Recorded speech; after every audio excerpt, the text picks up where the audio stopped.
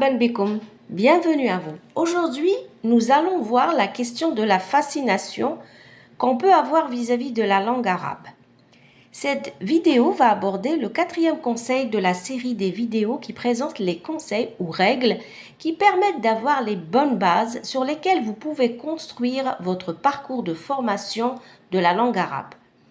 Bien sûr, si vous faites partie des personnes qui ont déjà commencé leur formation, il n'est pas trop tard, vous pouvez toujours mettre en place ces conseils dans votre apprentissage.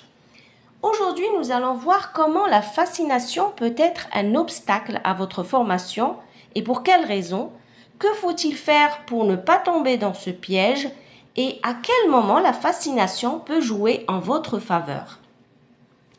Avant de rentrer dans le vif du sujet, abonnez-vous et activez la cloche pour avoir plus de conseils et de recommandations concernant la langue arabe.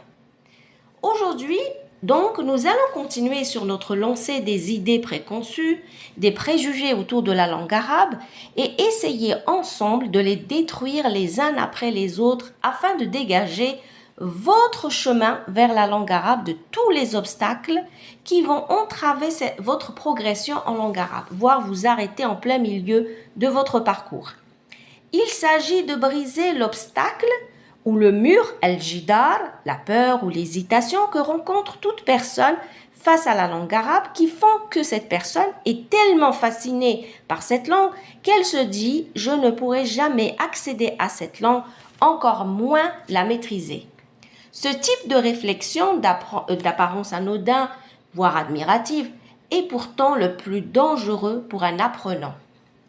Pour mieux saisir ce que je veux vous dire, imaginez que cette personne fascinée par la langue arabe, elle va placer l'arabe comme dans un cube en verre, dans un musée où personne n'a le droit de toucher ou d'approcher. Vous avez compris, la fascination ici va créer l'immobilité, l'éblouissement qui fige. À l'opposé, si on prend l'exemple d'un spécialiste ou d'un expert en langue arabe, que ce soit en grammaire, en nahou, en littérature, al-adab, en poésie, al-shi'r ou en rhétorique, al-balagha, vient me dire la langue arabe est fascinante. Je prendrai cette remarque comme étant très positive et je déduirai que cet expert en langue arabe a formulé cette constatation après avoir bien étudié son domaine. Par contre, si un novice, une personne qui n'a jamais étudié la langue arabe, vient avant même de commencer son apprentissage de la langue arabe, me dire la langue arabe est fascinante. Pour moi, cette remarque est plutôt négative et va constituer un frein sérieux dans la démarche de cette personne pour apprendre l'arabe. Vous avez compris, tout jugement sur la langue arabe provenant de personnes qui n'ont jamais fait l'arabe ou alors très peu ne peut être pris en compte, autrement dit, c'est un jugement plutôt en défaveur de l'apprenant. Alors, qu'est-ce qu'il faut faire pour ne pas tomber dans le piège de la fascination?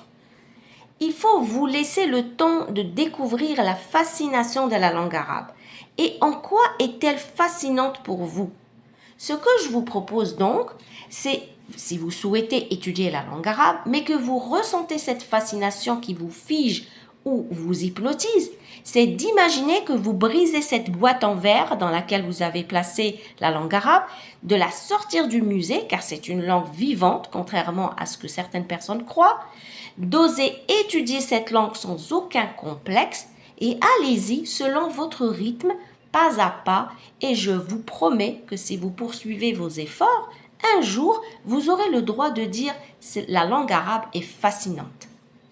En réalité, ne laissez pas la fascination pour la langue arabe vous paralyser au point de vous empêcher de démarrer votre apprentissage.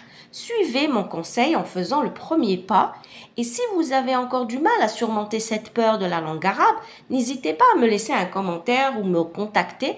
Je vous accompagnerai sur tout votre parcours d'apprentissage de la langue arabe. Ma'as salama, à bientôt pour un nouveau conseil.